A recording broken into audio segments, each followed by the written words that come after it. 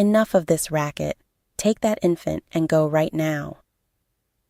My husband one night, deep in the middle of the night, had enough with our crying baby. He was screaming, and with that he kicked me and our 3-month-old baby out of the house.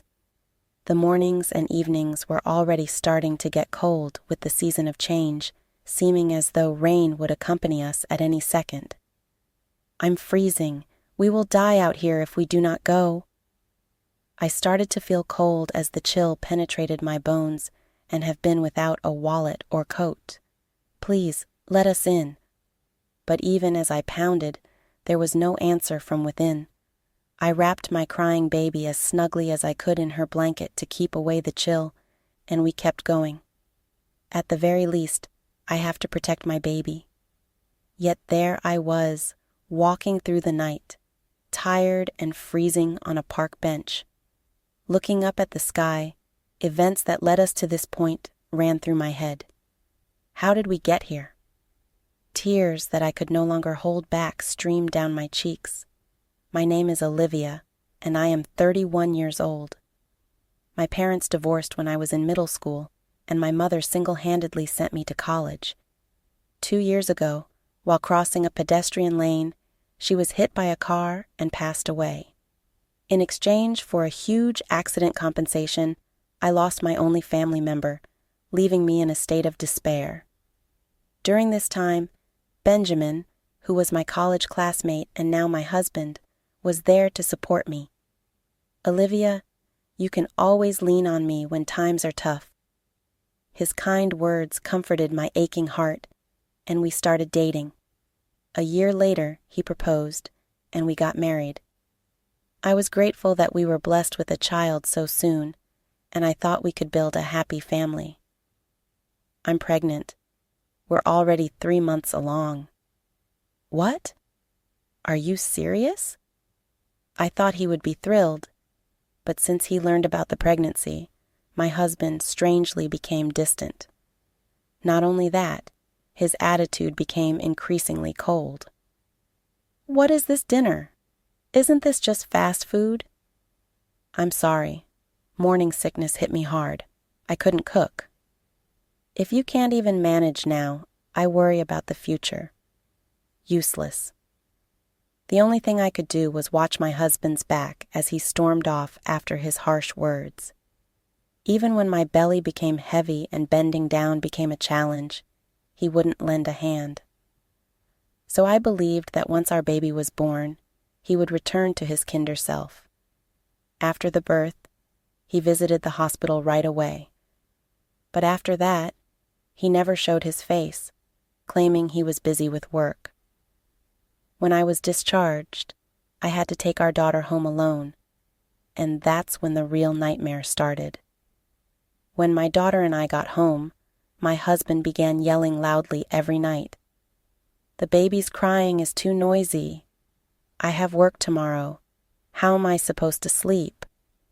I understand where my hard-working husband, who supports us, is coming from, but I can't seem to soothe our crying daughter. If only my mom was here. With each passing day, I felt a deepening rift between my husband and me, plagued by a sense of loneliness. Even though our daughter is very quiet during the day, when night falls, it's as if she senses her father's tense and angry mood and starts to cry. I don't know what to do anymore. This life is the polar opposite of the warm and happy family I envisioned. My husband leaves all childcare responsibilities to me, claiming he's busy with work. On his days off, he'd say he can't relax at home and would go out running around all day. Taking care of a baby left me exhausted, both physically and emotionally, and our daughter's night crying seemed to get worse each day, as if she could sense my distress. One night, my husband's anger reached its peak. Get out of this house with that baby, right now. I can't do that. Before I could finish my sentence, my daughter and I were thrown out into the cold night without keys, a wallet, or a cell phone. I couldn't go back home and was left feeling helpless. I wrapped my daughter tightly in a blanket to keep her warm, held her close, and just kept walking until I sat down on a bench, cursing my life. We were supposed to be happy. How did it come to this? As if expressing my inner turmoil, my daughter started crying again, but I was too worn out to move.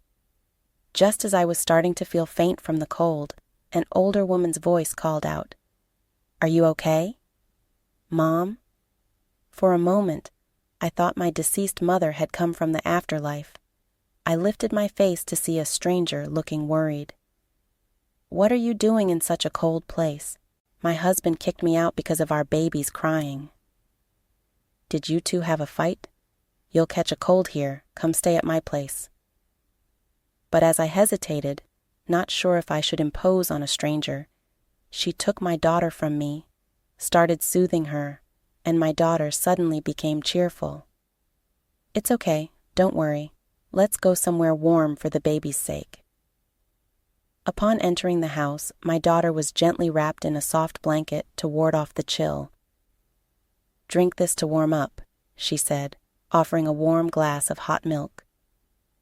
My daughter nestled in her arms, started to sleep peacefully, her gentle snores echoing in the quiet room. I can't believe it. No matter how much I tried, she just wouldn't calm down. It can be quite tough if you're not used to it. I recently became a grandmother, and I've been taking care of the little one occasionally. Maybe that's why I've become so sensitive to a baby's cries. I'm glad I decided to check on the noise. Looking closely at the woman, her gentle smile tugging at the corners of her eyes, she was around the same age as my mother. The warmth of her presence allowed me to feel at ease for the first time in a while. "I'm sorry for intruding like this." "It's okay. We should help each other out in times of need. Do you need me to take you home? Do you live close by?" "No, I might just get thrown out again." Seeing me stumble over my words, she kindly offered me to stay until morning. Her kindness moved me to tears again. "Thank you so much. My name is Olivia." "Wait a minute. Isn't your baby's name Anne?" "Yes. But how did you—" Turns out this woman was Jackson, my husband's direct superior. She had sent us a gift when our daughter was born, so she remembered Anne's name. I was surprised at the coincidence and regretted complaining about my husband to her. "We're always grateful for your help. The thing is, my husband has been busy with work lately, and he seems quite tired." "That can't be right. Your husband has been on parental leave for the past 2 months." "What?" "But he says he goes to work every day. He even said he has work tomorrow." "Tomorrow is a holiday. The office will be closed. I wonder what he's up to." I had no idea that my husband, who I thought was always working, was actually on vacation. However, I did notice a sense of excitement on the days he was supposed to be at work. Ever since I got pregnant, my husband's behavior had changed, and I had been feeling something off recently. As I wondered how to investigate my husband's actions, Jackson suggested an idea. "Why don't you check his social media? You can use this computer." She pointed to a computer in the corner of the room and turned it on. I gratefully accepted her offer and started scanning my husband's social media. To my shock, I found a pile of photos of him and another woman. He must have thought I was too preoccupied with parenting and housework to ever notice. "They look like a couple, don't they? That's Ava. She worked at our company for only 3 months and recently quit." No way. Although I had a hunch, I was too overwhelmed with my first experience of motherhood to consider it seriously. However, realizing he was truly having an affair was more shocking than I had anticipated. Do you know her address? Her contact information?" "I'm sorry. I shouldn't have mentioned her name. It's personal information, and I can't disclose it." "Oh, right," I deflated. Jackson comforted me. "I'll do everything I can to help with anything else." "Hey, isn't this the Paris Hotel? I know it's a fancy place, and you've been here several times. Do you have that much money?" True enough, there were numerous photos on social media of my husband and his mistress, the woman indulging in luxury dining at the renowned Paris Hotel. As I was on maternity leave, there was no income, and my husband hadn't saved any money once we got married. There was no way he could have such disposable cash. No way. This can't be happening. With a prayerful heart, I checked my bank balance online and found that my savings of $250,000, which I received when my mother died in a car accident, had been halved. I was so shocked that I was unable to move for a while. "What's wrong?" "My husband has been using my savings without my permission. I hadn't touched it at all because I was planning to use it for our daughter." Looking back, evidence. With a smirk on his face, Jackson handed me a digital camera. The next day, as we watched from the car Jackson was driving near our house, my husband, humming a tune, hopped into his car and drove off. He doesn't even worry about our daughter and me. Instead, he's making a fool of himself by being so excited. As expected, my husband's car arrived at the Paris Hotel. After a while, the mistress came, and they casually linked arms and entered the hotel restaurant as if it were the most natural thing in the world. I asked Jackson to look after our daughter and sat quietly in a seat behind them. I've had enough of Olivia's stubbornness. Finally, I kicked her out last night. Now she filed for divorce. I'll get the compensation she received from her mother's car accident. If things go well, I might even get the alimony from the divorce trial. You're a bad man. Your wife doesn't even realize that you're after her money. Since her mother passed away, I've been very kind to her so that she'll never find out. But having a child was an unexpected obstacle. Listening to my husband's unbelievable words, my head went blank from the shock. Unaware of my feelings, my husband, swinging the key to the hotel room, headed for the elevator with the woman.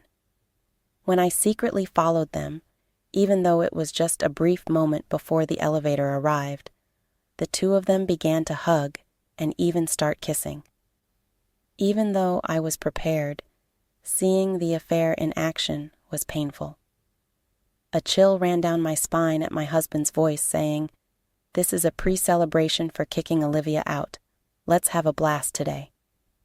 Unable to speak up, the two of them were swallowed up by the elevator. Left behind, I was so frustrated that I couldn't say anything, and I was overwhelmed with sadness and despair. I couldn't stand and fell to my knees right there. At that moment, the sadness that dominated my heart began to turn into a desire for revenge. It's too cruel to betray me like this. I can't just let this go. That evening, timing my return for when my husband got home from work, I made my way back to the house. "Whoa, look who's back. I'm sorry, I'll do whatever you say from now on. Please let me back in the house." To tighten the noose around him, I decided to play the part of the obedient wife for a little while, quelling my rising anger. "Fine. From now on, I'm not giving you any living expenses. Do whatever you want." "Understood." Without uttering a single word of disagreement and not mentioning divorce, I was clearly annoying my husband. Despite his continued horrible attitude, I kept tolerating it. While my husband pretended to be at work but was meeting his mistress, I was searching the house for evidence of his affair. I found several receipts for hotels and meals in his bag and suit pockets, but that alone seemed like weak evidence. However, I traced social media under the woman's name, and her identity was finally revealed. 2 weeks later, all the preparations were ready, and I once again visited the notorious Paris Hotel. The two of them were nonchalantly having dinner and getting cozy in public, as they did before. I approached them as they were about to get on the elevator. "What are you doing here?" Why are you here? I am obviously here for a work meeting. Quickly shaking off the arm entwined with his mistress, my husband, looking guilty, tried to escape. That's odd. Today's a day off, isn't it? Hearing my strong, sharp voice, he turned around in surprise. What? Jackson? You're supposed to be on parental leave, right? How come you're working? Ah, well. My husband, looking pathetic and flustered, had never dreamed I'd be with his boss. His mistress, the woman, also seemed quite surprised and was at a loss. Hello, Ava. Long time no see. Yes. The mistress, called by name, seemed nervous and unsure of what to do, looking down. The strange atmosphere was palpable, and I could feel the surrounding people staring at us. Since we're drawing attention, let's move this to the room you guys booked, unless you want me to scatter these photos around here. Is that okay? As I showed the photos that proved their affair to my staggering husband, he quickly grabbed my arm and pulled me into the elevator. Jackson caught the fleeing mistress and brought her along. Why are you with Jackson? The day you kicked me out, I had nowhere to go and was sitting in the park when Jackson heard our daughter crying and invited me in. Seriously? It goes to show you can't do wrong and get away with it. Upon entering the room, I dumped all the evidence I had gathered onto the table, leaving the two of them in shock. What? These photos. I was here the day after you kicked me out of the house. It was shocking, but I took these as evidence of your affair. That's low. That's my line. Lying about work to meet your mistress and even taking parental leave. How despicable can you get? My husband had no words for me, silenced by what I'd said, but I still had more to say. I'm aware you used my savings without my consent. That money was a legacy from my mother. That's our shared property. I don't see an issue with me using it. What? It's not shared property. It's mine and mine alone. Really? Is that so? Yes, it is. So you will return the $120,000 you used. Come on, we're married. Let's not get into such tedious matters. Exhausted by his indifference, I swiftly pulled out the divorce papers from my bag and slammed them on the table. I'm fed up with you. Fill out these divorce papers immediately. That's a leap, don't you think? Didn't I hear you say you wanted me to bring up divorce? I played a recording of a conversation we had during a previous meal. His unbearable words echoed throughout the room. Give me a break. Not a chance. To think you approached me just for my money. It all became clear after I heard our conversation from that day. That's why you became so cold all of a sudden. There's a lot to the situation. I don't want to hear any excuses or lies. Pay me $20,000 for the affair, $10,000 for all the times you mistreated me, $120,000 for the money you took from my savings, and $110,000 for child support until our daughter turns 20. That's a total of $260,000 in one lump sum. What? What mistreatment? You kicked me and our daughter out of the house in the middle of the night and didn't provide living expenses. He clearly didn't expect his actions to become grounds for financial restitution in a divorce proceeding. Sweating profusely, his desperate plea for calm was pitiful. Just calm down. Let's talk this out. Don't mock me and don't think you're out of this either. I'll be seeking $20,000 in damages from you too. When I pointed at his mistress, she turned pale. I have to pay too? Of course. But in return, I'm divorcing him, so you two can be open about your relationship. That should be a relief, right? This is a problem. I'm sorry. Forgive me. My desperate husband, his face a mess of tears and snot, was the most pitiful sight I'd ever seen, and it completely wiped away the last shreds of compassion I might have had for him. It's absolutely pathetic that he thought such a lie would work on me. We turned our backs on the sorry spectacle of those two, and left the room. My husband was officially fired, losing not just his home, but his workplace too. I didn't want to see my husband ever again, so I arranged for a divorce through a lawyer. I demanded compensation for the divorce, the money he had squandered, and child support. His parents were furious with him, and since he couldn't pay all the compensation in one go, his father forced him to work in a mine. He would have his wages garnished to pay me back.